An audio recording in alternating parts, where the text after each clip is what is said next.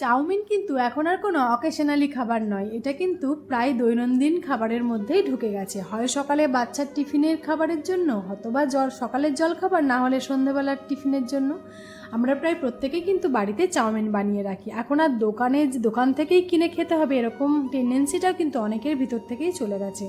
বাড়িতেই আমরা কিন্তু টুকটাক করে বানিয়ে নিই। তো চাউমিন তো বিভিন্ন ধরনেরই হয়, মোটা সরু। আমি সব থেকে সরু যে চাউমিনটা সেটা আজকে করে তোমাদের সাথে দেখাবো।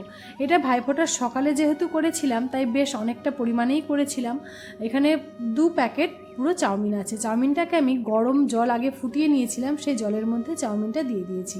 দেওয়ার পরে সাদা তেল খানিকটা দিয়েছি, যাতে করে চাউমিনটা সেদ্ধ হওয়ার পরও ঝুরঝুরে হয়ে থাকে। আর এটা কিন্তু সরু চাউটা সেদ্ধ হতে একদমই টাইম লাগে না, মিনিট 2 মতো রাখলেই হয়ে যায়। আর একটু হলুদ এবং নুনও দিয়ে দিয়েছি, যাতে করে কালারটা ঠিকঠাক আসে এবং চাউমিনের মধ্যে একটু নুনও ঢুকে যায়, যাতে করে স্বাদটা ভালো হয়। এরপরে আমি কড়াইয়ের মধ্যে প্রায় 6টা মতো ডিম দিয়ে ডিমের ভুজিয়া মতো করে নিয়েছি। আর ডিমের মধ্যে আমি নুন এবং অল্প করে গোলমরিচের গুঁড়ো দিয়ে দিয়েছিলাম। এই চাউমিন বা ডিমের কোনো রেসিপিতে একটু গোলমরিচ দিলে কিন্তু খুবই টেস্টফুল হয়। এরপরে আমি কড়াইয়ে সাদা তেল দিয়ে বেশ অনেকটা পরিমাণে পেঁয়াজ আর 2-4 কোয়া রসুন একটু কুচি করে দিয়ে দিয়েছি। এরপরে পেঁয়াজটাকে আমি ভেজে নেব। আর এখানে স্যালাডের জন্য, স্যালাড ঠিক নয়, চাউমিনের উপরে ছড়িয়ে দেওয়ার জন্য পেঁয়াজ এবং শসা কেটে নিচ্ছি। এরপরে পেঁয়াজের মধ্যে একটু আলু দিয়ে দিচ্ছি। চাউমিনে কিন্তু আলু দিলে আমরা কিন্তু খুব ভালোবাসি, অনেকে আলু ছাড়াও করো, কিন্তু আলু দিলে আমার মনে হয় একটু বেশি ভালো হয়।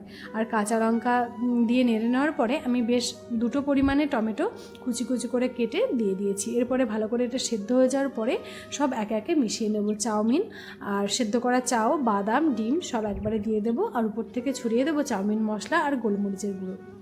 সেদিন যেহেতু অনেকটা তাড়া ছিল তাই লাস্টের দিকে ভিডিওটা ভালো করে করতে পারিনি। তোমরা এভাবে চাউমিনটা করে দেখো, খুব ঝরঝরে হবে, খেতেও কিন্তু খুব টেস্টফুল হবে। আর ভিডিওটা কেমন লেগেছে সেটা অবশ্যই কমেন্ট করে জানিও। আর এরকমই রান্নার রেসিপিগুলো জানার জন্য অবশ্যই চ্যানেলটিকে সাবস্ক্রাইব করে রেখো। দেখা হবে পরের ভিডিওতে। সবাই খুব ভালো থেকো।